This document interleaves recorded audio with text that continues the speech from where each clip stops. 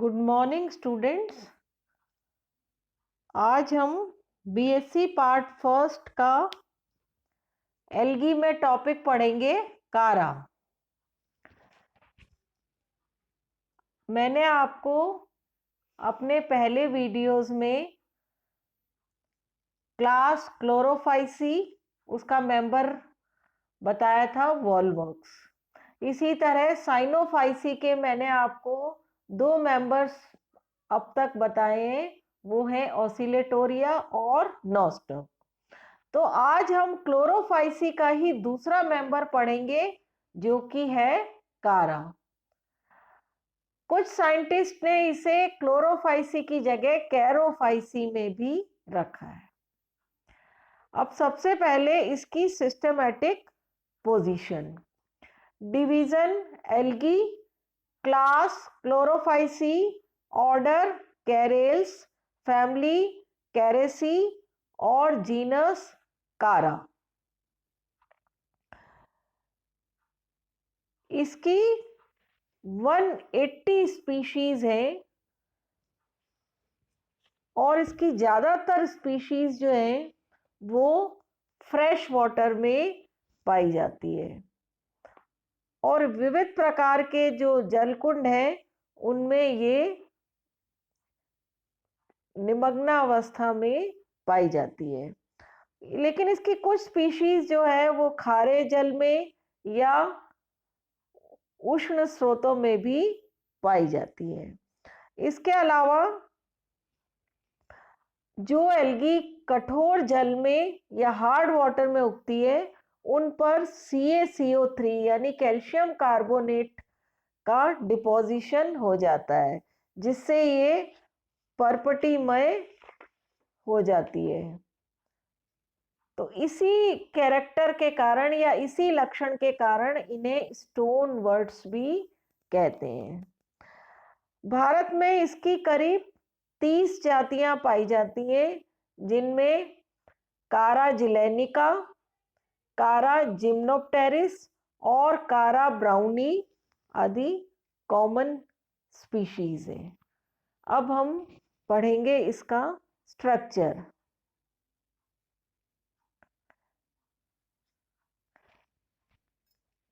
जैसा कि आपको मालूम है, इस स्ट्रक्चर में दिखाई दे रहा है, इसकी प्लांट बॉडी जो है, पहली चीज वो मैक्रोस्कोपिक होती है यानी काफी बड़ी होती है।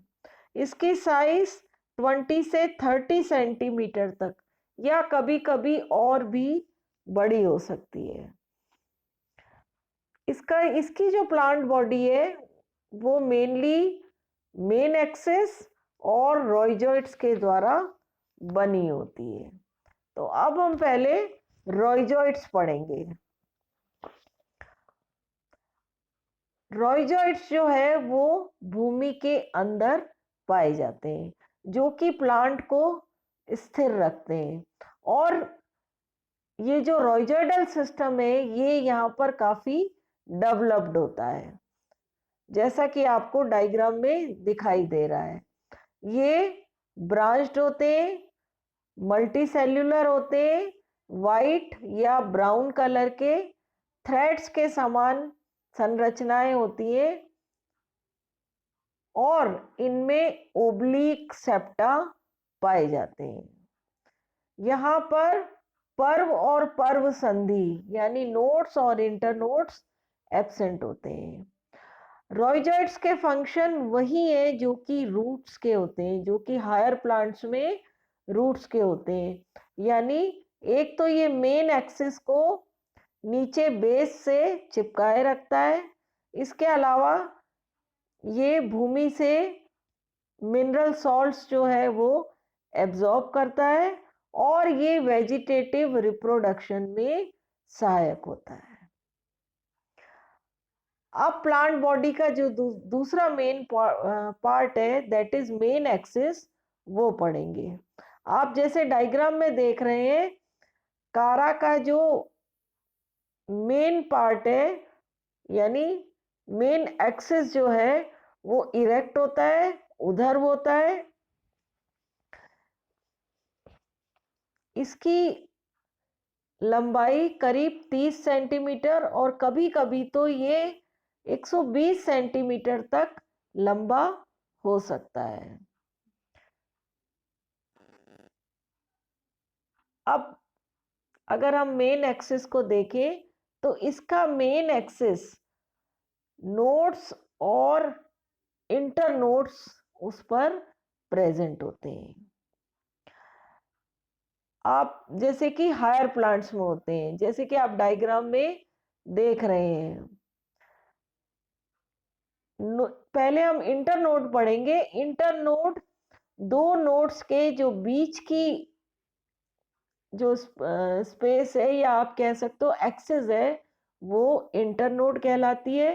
ये लंबी, सिलेंड्रिकल और एक सिंगल सेल की बनी होती है और कुछ स्पीशीज में ये एक मोटे आवरण से घिरी रहती है जिसे कि हम कॉर्टेक्स कहते हैं। अब नोड यानी पर्व, ये छोटा और मल्टी सेल्यूलर होता है। इसकी संरचना जो है वो काफी जटिल यानी कॉम्प्लिकेटेड होती है। इसमें सेंटर में 2 सेल्स होती है जो कि 6 से 20 पेरिफेरल सेल से घिरी रहती हैं। अब इस नोड से 4 तरह की सेल्स या ब्रांचेस निकलती हैं। ये है पहला ब्रांचेस ऑफ लिमिटेड ग्रोथ, दूसरा ब्रांचेस ऑफ अनलिमिटेड ग्रोथ, तीसरा स्ट्रीपुलोट्स और चौथा है कॉर्टेक्स। तो अब पहला ब्रांचेस ऑफ लिमिटेड ग्रोथ। जैसा कि आप डायग्राम में देख रहे हैं, ब्रांचेस ऑफ लिमिटेड ग्रोथ को प्राइमरी लेटरल्स भी कहते हैं। ये नोड से निकलते हैं और ये एक सीमित वृद्धि जो है वो प्रदर्शित करते हैं, इसीलिए इन्हें सीमित वृद्धि की शाखाएं या ब्रांचेस ऑफ लिमिटेड ग्रोथ कहते हैं। तो प्रत्येक पर्व संधि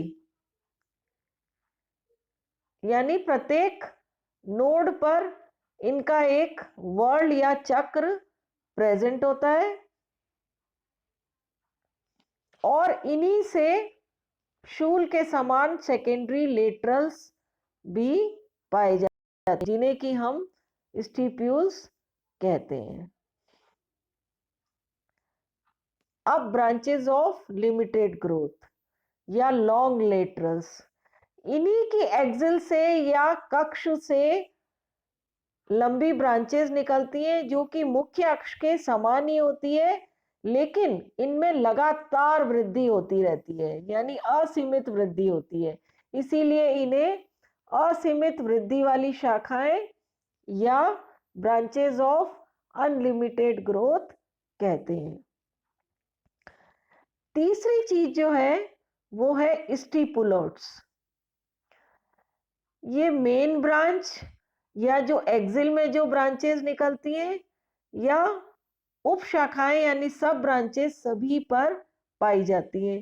ये शूल के समान, कांटे के समान एक छोटी यूनिसेल्यूलर स्ट्रक्चर है जो कि प्रत्येक ब्रांच के जो लोअर नोड्स होते हैं उन पर पाई जाती है और इन्हें स्टिप्यूल्स कहते हैं।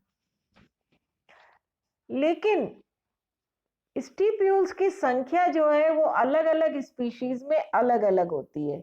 इसके अलावा कुछ स्पीशीज में स्टिप्यूल्स एब्सेंट भी होते हैं। जिन स्पीशीज में केवल एक स्टिप्यूल प्रेजेंट होता है उन्हें यूनिस्टिपुलेट, जिनमें 2 स्टिप्यूल्स यानी ब्रांच के दोनों साइड्स में अगर स्टिप्यूल्स पाए जाते हैं तो उन्हें बाइस्टिपुलेट कहते हैं। कुछ स्पीशीज में इनका एक चक्र पाया जाता है पूरा, उन्हें हैप्लोस्टिफिनोस कहते हैं। किसी में 2 चक्र पाए जाते हैं तो डिप्लोस्टिफिनोस कहते हैं और अगर 3 चक्र पाए जाते हैं तो ट्रिप्लोस्टिफिनोस कहते हैं। किसी में ये बहुत कम डेवलप होते हैं तब इन्हें रिड्यूस्ड कहते हैं और किसी किसी स्पीशीज में ये एब्सेंट भी होते हैं। चौथा है कॉर्टिकेटेड ब्रांचेस या कॉर्टेक्स। जैसा मैंने आपको बताया कि इंटरनोड की जो सेल है इसके चारों ओर कई बार एक आवरण प्रेजेंट होता है जिसे कॉर्टेक्स कहते हैं। अब अगर हम इनकी सिंगल सेल देखें नोड की, तो उनमें न्यूक्लियस प्रेजेंट है, क्लोरोप्लास्ट प्रेजेंट होते हैं, पायरिनॉइड एब्सेंट होते हैं और वैक्यूल्स प्रेजेंट होती है। इसी प्रकार जो इंटरनोडल सेल है उसमें भी साइटोप्लाज्म प्रेजेंट रहता है और इसके अलावा उसकी जो सेल वॉल है वो सेल्यूलोज या हेमी सेल्यूलोज की बनी होती है। अब हम पढ़ेंगे इसमें रिप्रोडक्शन। यहाँ पर वेजिटेटिव और सेक्सुअल रिप्रोडक्शन पाया जाता है। तो पहले हम पढ़ेंगे वेजिटेटिव रिप्रोडक्शन। वेजिटेटिव रिप्रोडक्शन यहाँ पर 3 विधियों या मेथड्स के द्वारा होता है। पहला है ट्यूबर्स एंड बल्बिल्स, दूसरा है एमाइलम स्टार्स और तीसरा है सेकेंडरी प्रोटोनिमेटल फिलामेंट्स। अब पहला ट्यूबर्स एंड बल्बिल्स।